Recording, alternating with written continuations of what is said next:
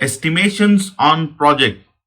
12 reasons why you need to estimate on projects, and 7 ways of how to estimate on projects, be it IT, non-IT, any kind of project, scientific ways of estimating on projects, experience way of estimating on projects. In this video, I'm going to cover all of those. So first we'll talk about the 12 reasons why you need to estimate on projects. What are the advantages of those 12 reasons?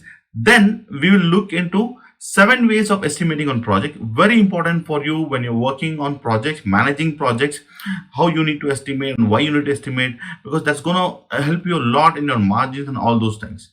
Okay, let's get started off. Okay, so why do we need to estimate? Just think of, ask this question for yourself. Why do we need to estimate on projects?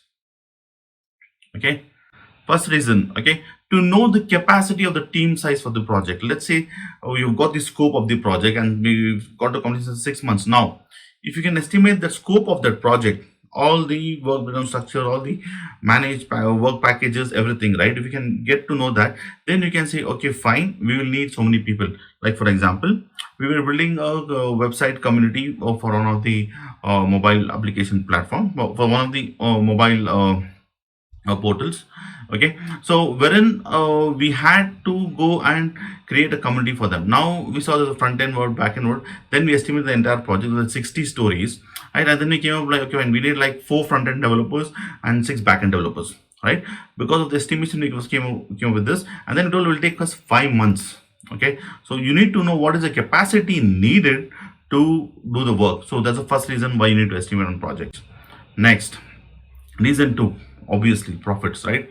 If you have the right number of people, the amount of cost it's going to take on the project, you can know what are the margins, right? And then you can have the right profits coming out. Okay, if you don't estimate, your profits are going to take a toss, because they'll just keep on putting people, then all the margins will shrink.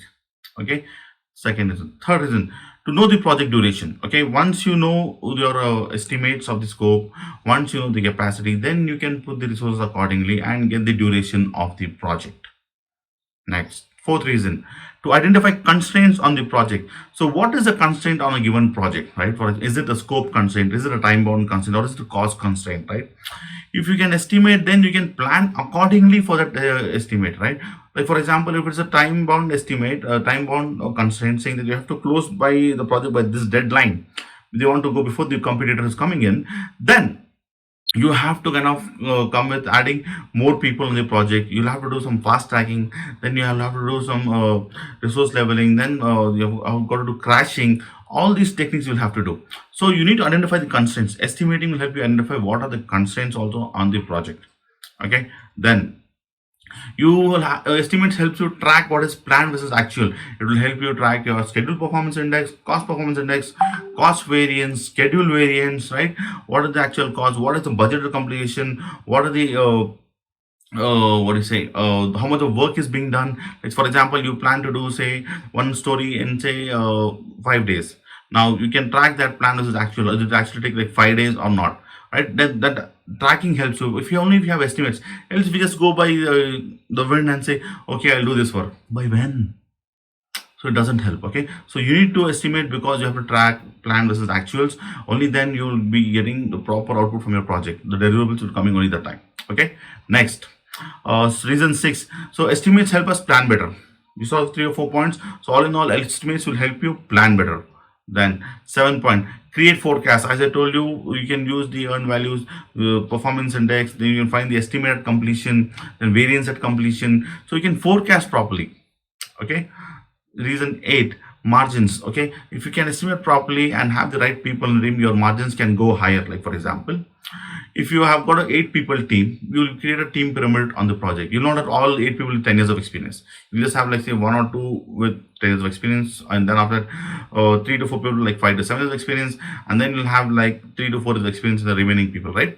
That pyramid you want to do. So all this will help you increase the margin on the project, right? So estimation also help you increase the margin on the projects, right? If you are on service organization. I don't think so. Product functions no problem. You can get it done with the right people. You don't have to put all seniors and get it done. So it will help you increase the margins. Estimates will help you plan your reserves. Have reserves. You can have your contingency reserve for the known unknown within your budget, within your cost baseline, and then you can have the management reserves, the unknown unknowns. Right. That's all part of your budget, but above your cost baseline, you can have reserves ready for the project.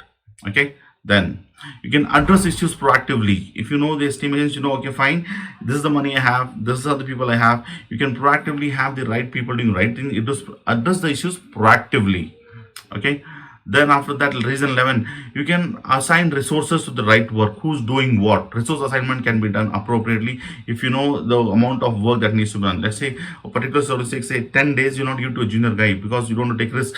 If you have, you can give to a senior guy and say, try to see, can I close in like 8 days, right? Estimation helps you with that. Then find the 12 reason, makes it manageable. So it makes it very much manageable for us if you can estimate things. If you break down features into smaller stories, not just going with the big BRD, you break down things, the requirements from the epic to feature to stories to tasks to subtasks, break down and you estimate these things. Then story points or man days, whatever you're going to take, it will help you make it more manageable. Okay. So these are the 12 reasons why you need to estimate. Why you're doing this? To deliver value to the customer faster. Then to win contracts. Those are the reasons, right? And all in all these calculations will help you estimate better, help in forecast. Now we'll see how to estimate in the second part of this video. How to estimate? Now, how do we estimate on projects? There are 7 ways to estimate on projects. We'll talk about both agile and waterfall projects. Okay, so very, very important. So it involves like people with a lot of experience, historical data, organizational process assets, and then scientific calculations, and then after that agile ways of working. We'll talk about all of these in the next 5 to 6 minutes and understand how to estimate projects.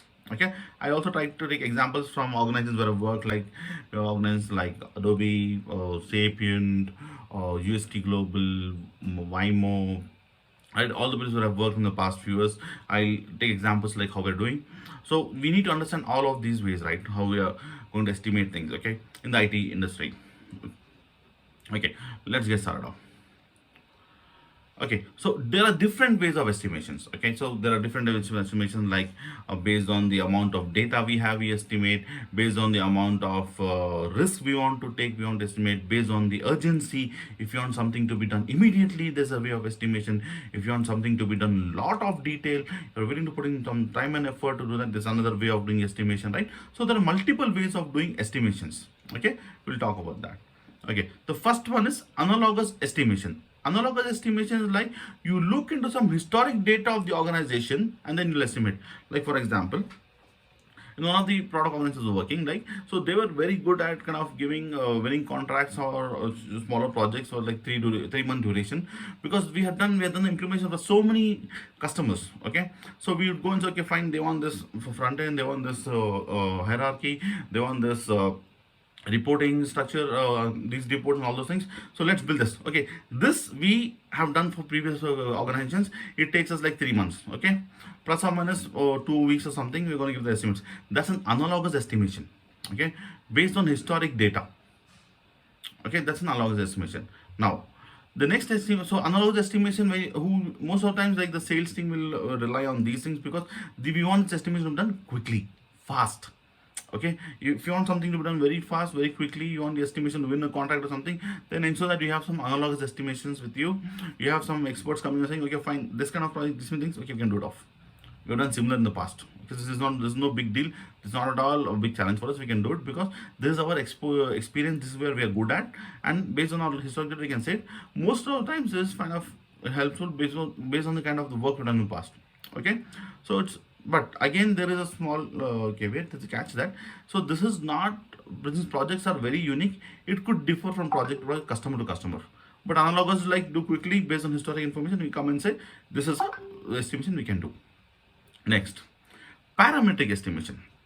In one of the organizations where I was working, right, so we used to see, okay, fine, in this, for this AEM component, for this front end, okay, for this AEM Adobe Experience Manager website, for this front end, for these components, okay, we had maintained a big sheet. Okay, from this drop down, we are going to think, okay, this is going to take so much time, put the estimates.